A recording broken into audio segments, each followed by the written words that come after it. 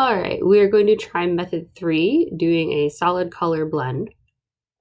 And I'm actually going to show it in PhotoPea first this time. So we're going to say, let's imagine we wanted to do a project using this illustration by the French Art Nouveau artist Maurice Piard-Vernier. Not gonna lie, I Googled videos and the French people just speak so fast. So what we're gonna start with is a color selection. So you go to select, color range.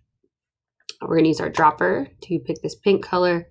And I'm gonna, in the little preview, kind of adjust my fuzziness. I want most of the pink background highlighted, but I don't really want the lizards highlighted. So I think that looks good. And hit OK, and it makes a selection for us. Then we go to our new adjustment layer, our black and white cookie, and we're gonna hit color fill. And then we pick what color we want from this panel here.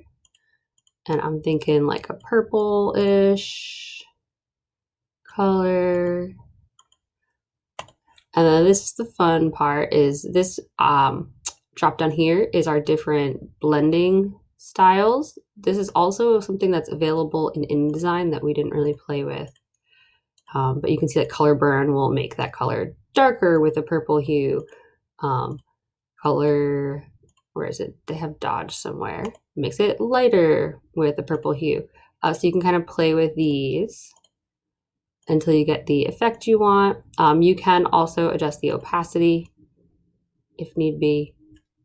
But yeah, that is method 3. I'm gonna go to normal. I don't know, whatever, doesn't matter. So now into Photoshop, we go to select, color range.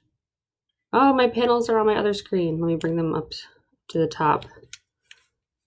That's pretty crazy. All right, there we go. So we're selecting the background color, kind of adjusting here, and then our selection preview drop down. There's different options where you can have it show what's selected. This one works really well for my current project. I'm gonna go about here and hit OK, and then go to my adjustment layer, black and white cookie, and we're doing solid color. Again, my panels are on my other screen. Okay, here we go. Okay, like a purple, hit OK, and then with my drop down. The nice thing with Photoshop is they change as I scroll, so I can see them all and decide what I like.